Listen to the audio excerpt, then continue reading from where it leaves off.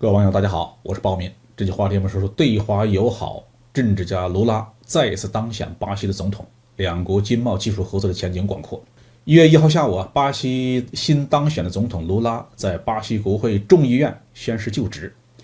这是卢拉时隔12年之后再一次成为巴西国家的元首。很快，巴西总统就宣布，卢拉可能在2023年3月正式访问最大的贸易伙伴中国，中巴关系将要更上一层楼。中国外交部发言人也表示，中国高度重视中巴全面战略伙伴关系，欢迎卢拉总统在双方都方便的时候访华。在2003年到2011年之间呢，卢拉曾经担任过2届巴西总统。一般来说，连任2届的领导人不会再出来竞选，这样对自己的政治声誉不好。但是刚刚下台的巴西前总统博索纳罗名声实在是太差，他不但是美国前总统特朗普的忠实粉丝，还对自己的老百姓非常的苛刻恶劣。在新冠疫情期间呢，他甚至辱骂患者和记者，遭到了巴西民众和舆论的一致的谴责。博索纳罗对中国的态度也非常的不友好，竞选总统的时候，他把中国描述为掠食者。疫情期间呢，他还曾经扬言永远不购买中国的疫苗。拜登当选美国总统以后，博索纳罗居然表示反对，他说作为特朗普盟友必须支持他，多次指责美国的选举制度有欺诈行为，同时得罪这么多人，他当然就别想再当总统了。而卢拉在77岁的高龄被迫重新出来参加大选，一举击败了博索纳罗，也算是现代政治史上的罕见的案例了。卢拉上一次在任期间呢，和中国非常的友好，多次表示巴西坚定的奉行一个中国政策，支持中国在台湾、人权等问题上的立场，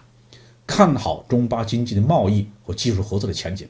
因此呢，这位老人再一次当选巴西总统，对中巴关系的发展，对“一带一路”倡议在南美的推进将起到非常正面的作用。中国和巴西之间呢，有着丰富的合作的基础，不仅仅是巴西向中国出口铁矿石、大豆、小麦这些农产品，也有卫星这样的高技术的合作项目。近年来呢，中国与巴西经贸合作取得丰硕的成果，双边的贸易连续4年突破了1000亿美元。中国呢，连续13年保持巴西最大贸易伙伴地位。巴西是中国在拉美最大的投资目的国。2021年，中国和巴西克服新冠肺炎疫情等不利的影响，双方贸易额的增长37%，达到了1641亿美元。2022年前11个月，中国与巴西的贸易额超过了1万亿人民币，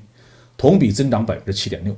巴西的大豆、肉类、水果、蜂蜜等产品大量的对华出口。即使在博索纳罗这个反华政客当家的情况下，中巴经贸关系都能如此迅猛的发展，那卢拉当选巴西总统以后，相信会延续上一任在任期间的对华友好合作立场，两国关系的发展更值得我们期待。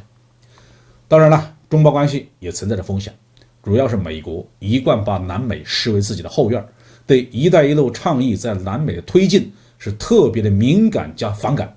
中巴要进一步的发展友好合作关系，还需要严防美国的破坏和阻挠。好，这句话题我们就说到这里。